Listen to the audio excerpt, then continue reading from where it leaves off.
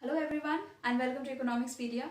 Today we are here to talk about the recent changes in trade policies of India. That is also known as the FDI Amendment Act of 2020. So in this session we are mainly going to talk about what the act is about or what is the policy changes that has been mentioned. Followed by we will make the analysis why such a step has been taken up by the government of India. And then finally we'll move to some of the economic impacts that this policy might have on Indian economy. So let's start without further ado. The FDI Amendment Act. Here on 17th April, Government of India has changed its policy, that is FDI policy or trade policy, and mentioned a small change in it.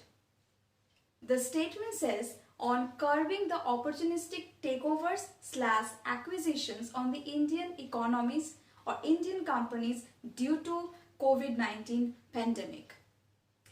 So this amendment requires that the Indian government need to participate or have their indulgence in any type of investments that is going to take over from now. So earlier, which used to be in a direct format, rather now these investments need to pass through the government's approval. Or in other words, we can say that government's involvement in any type of decision making regarding investments by the foreign companies will increase after this FDI new trade policy. Now, this FDI amendment, or we can say trade policy, here it talks about the curbing on some of the opportunities, right? So this trade policy changes in trade policy has mainly been done in order to protect the Indian economy from the takeovers by the foreign entities, right? So here the takeovers that I have just mentioned, takeovers. So these takeovers are aimed at being prevented by the entities located in the countries which shares a land border with India. So there are pretty number of countries which shares a land border with India. There is Pakistan, Afghanistan is also there, China, and on this side we have Myanmar, then Bangladesh, right? So for all these countries this policy is applicable. Now interestingly, it is found that this trade policy, that is this land border policy, was already existing for two countries, the neighboring countries. One is Pakistan and the other one is the Bangladesh. Okay, so for these two countries the trade policy had been like this. So what's the change or modification? It talks about along with these two countries there is an inclusion of one more country, that is the China. Okay, now India is not the first country to have such an amendment in its trade policy with respect to this Chinese economy. Rather, if we look around and take a moment, we can find that these trade policies with respect to China has been amended by many of the countries. For example, to name some, we can find some in USA, there is Australia is also there. So these countries, and plus along with that some of the European countries are also there who have changes their trade policy during this pandemic or in this pandemic period with respect to China. Now, why this amendment policy needs to be adopted by the government? We need to think in this way. So the answer to why.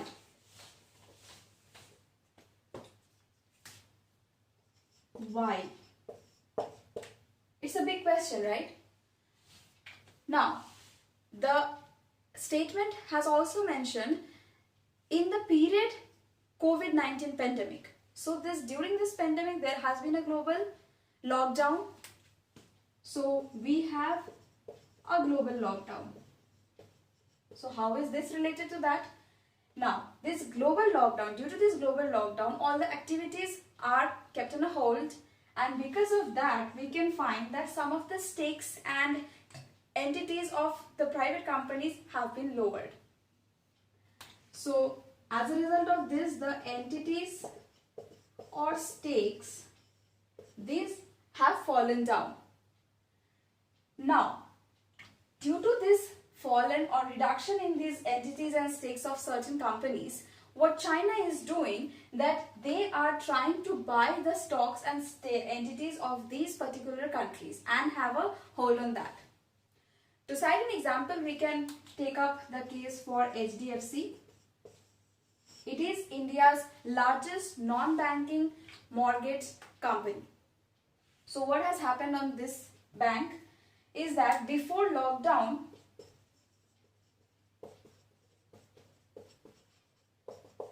China had a stake of 0.8% of this HDFC. 0.8%. Okay. Now, during lockdown,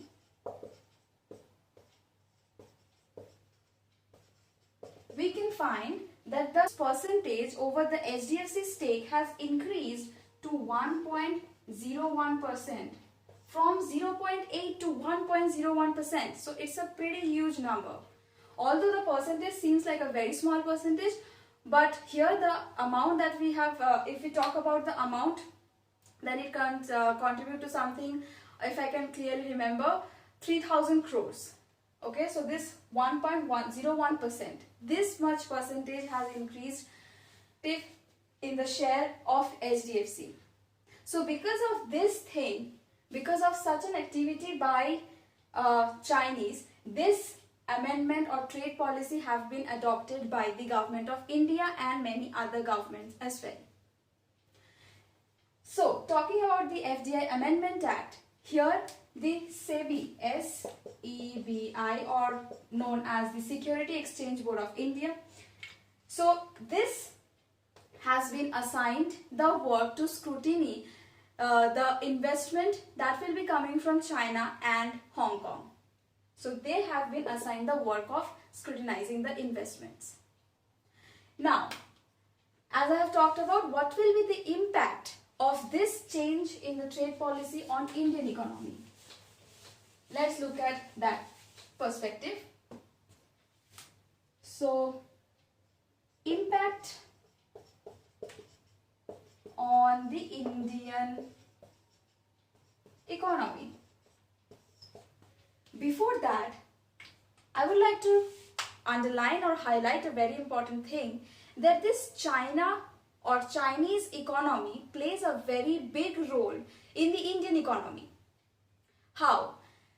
So basically, if we look around, the phone that we use, the imported stuffs that we use, like the car, or also the laptops, or any other thing that we are actually surrounded by, so these all things are come directly from the China market, that is the Chinese market. So in that sense, we can say that we are completely surrounded by Chinese products and items all over. Now, apart from that, let me give you some statistics. If we talk about the greenfield startup, here the China has made an investment of 4 billion US dollar. This is a pretty high amount, right? Next, if we talk about the unicorns investment, unicorn startup or investment maybe. So here 19 out of 30 unicorn startups are backed up by China. So from this two statistics, we can say that yes, China do play a very big role in the Indian economy.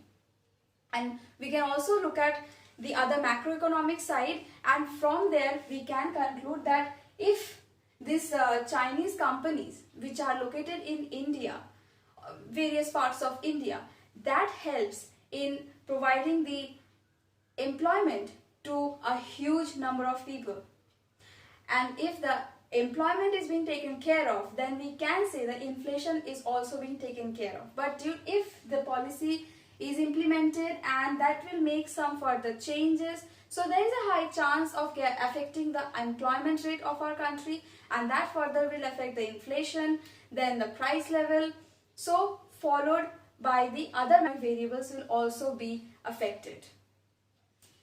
And also the income of the individual is getting affected, so that will affect the consumption and his preference, the consumer's preference level as well.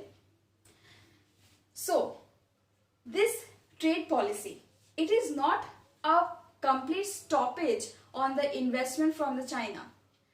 It is rather, we can look at as a checkpoint or a barrier, right? So it is not a complete stoppage, but rather it is somewhat like a checkpoint of it, that okay, so these investments are coming to it, but before just directly getting implemented, the government is there to scrutinize it. So that is all about the FDI amendment that has been recently taken up by the government of India. I hope you have understood and this video was helpful to you. Thank you for watching this.